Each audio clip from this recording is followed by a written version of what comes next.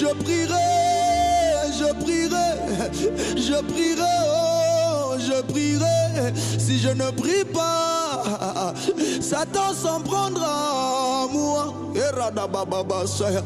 Je prierai, je prierai, je prierai, oh, je prierai. Si je ne prie pas, Satan s'en prendra à moi. I will pray, I will pray.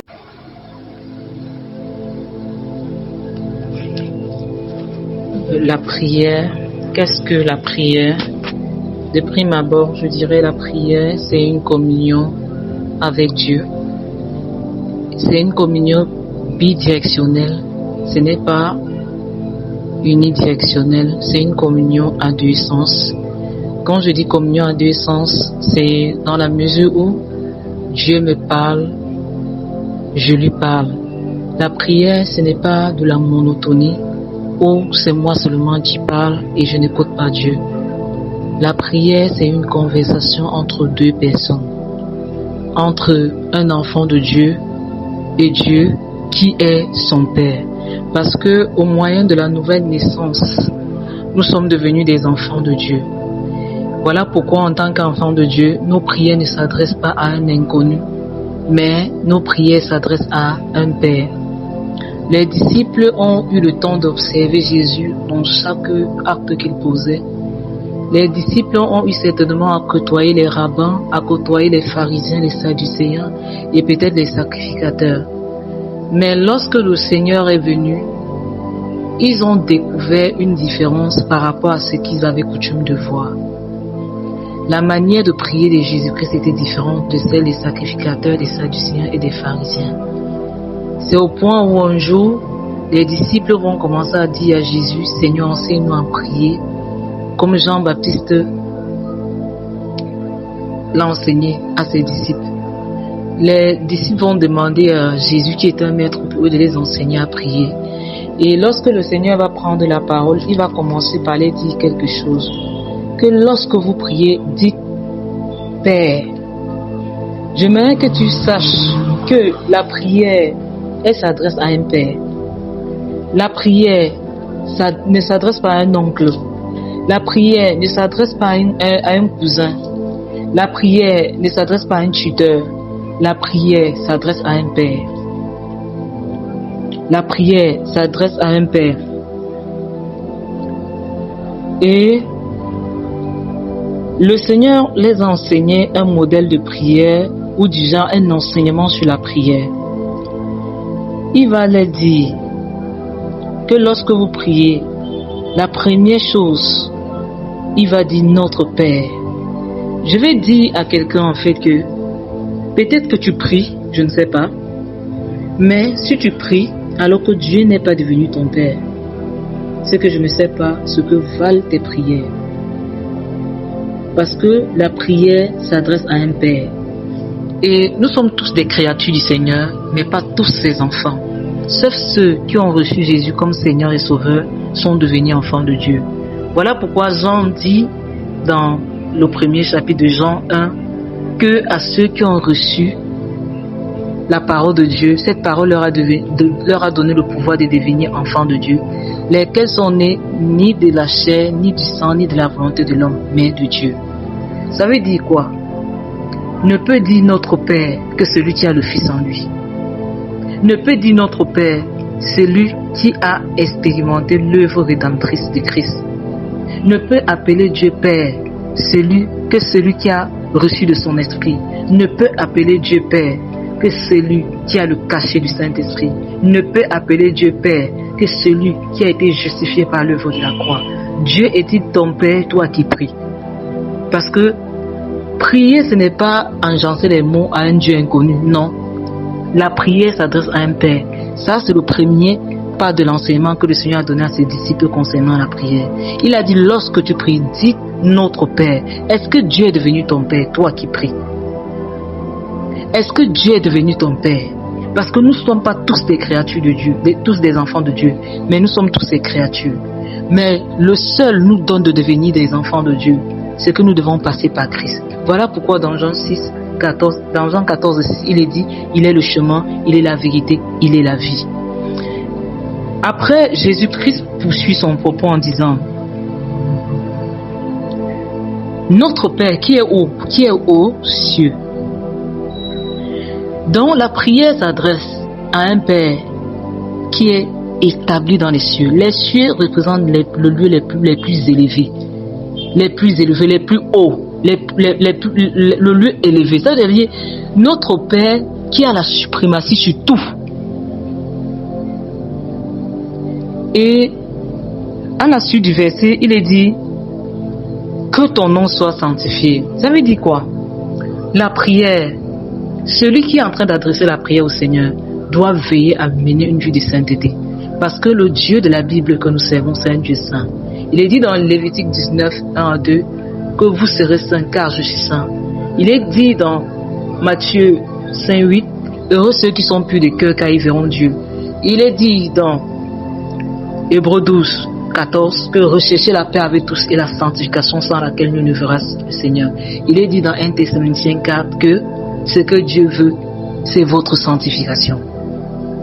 Donc, lorsque Dieu est devenu mon Père, le prochain critère que le Seigneur regarde lorsque je suis en train d'élever ma voix au devant de lui, il demande si je suis en train de sanctifier son nom dans mon cœur.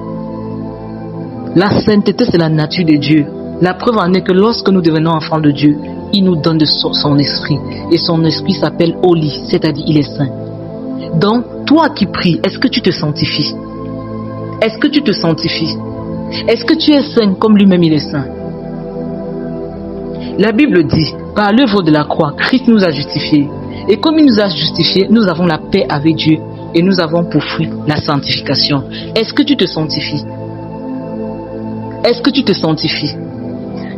Jésus va poursuivre son propos en disant que déjà si Dieu est devenu notre Père, de deux, si nous nous sanctifions, le nom de ce Père dans nos vies, dans notre cœur, nous devons appeler à son règne.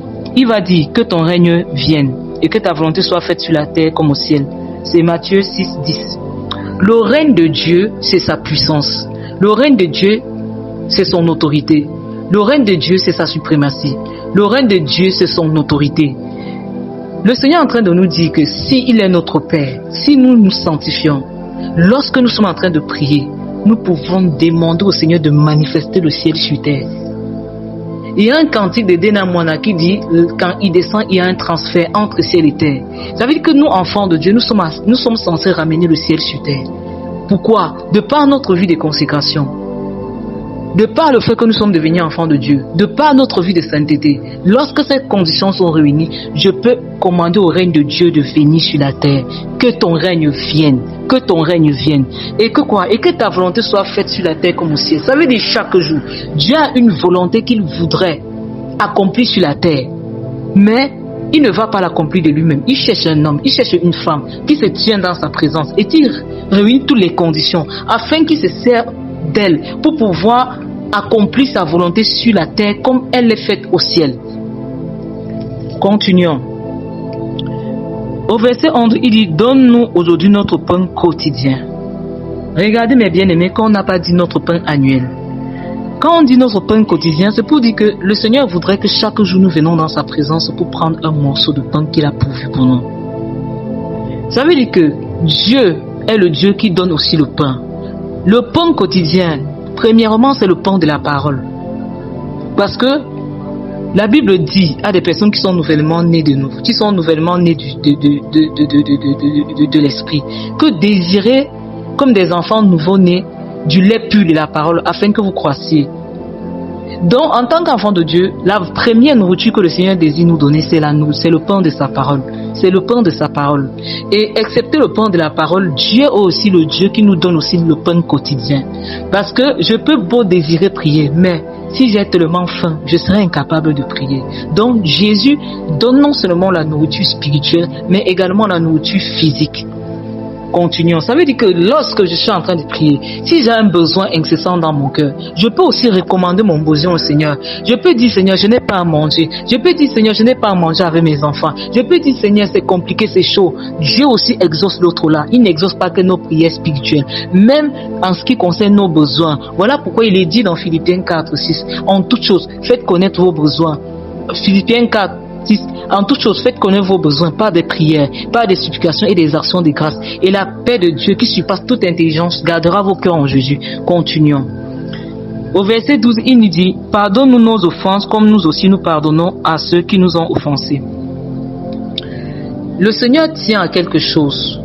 Si nous retenons des personnes captives dans notre cœur, nous ne pouvons pas expérimenter la miséricorde de Dieu, le pardon de Dieu. Lorsque je me tiens dans la présence du Seigneur pour pouvoir élever des prières qui sont comme des parfums, qui montent vers le Seigneur, je dois veiller à ce que mon cœur ne soit pas une prison dans laquelle les personnes sont retenues captives. Parce que si les personnes sont retenues captives dans mon cœur, ma prière ne va pas dépasser le plafond. Dieu voudrait que pour que j'expérimente le pardon, que je libère tous ceux que je retiens en captivité dans mon cœur. Qui sont ceux que tu retiens captifs dans ton cœur? Ceux qui ne t'ont pas aimé, ceux qui ne t'ont pas aidé, ceux qui t'ont abandonné. Dieu dit, lâche-les dans ton cœur. Sinon, toi, tu ne vas pas aussi expérimenter le pardon de Dieu. Donc, pour que le pardon te soit accordé, il faut que aussi tu pardonnes les autres. Donc le Seigneur voudrait que lorsque je viens me tenir au devant de lui pour pouvoir élever des prières afin qu'il m'entende, je dois veiller à ce qu'il n'y ait pas d'amertume. Je dois veiller à ce que mon cœur est en paix avec tous. Je dois veiller à ce que mon cœur ne soit pas une prison qui retient des personnes captives. Continuons. La Bible dit, ne nous induis pas en tentation, mais délivre-nous du malin.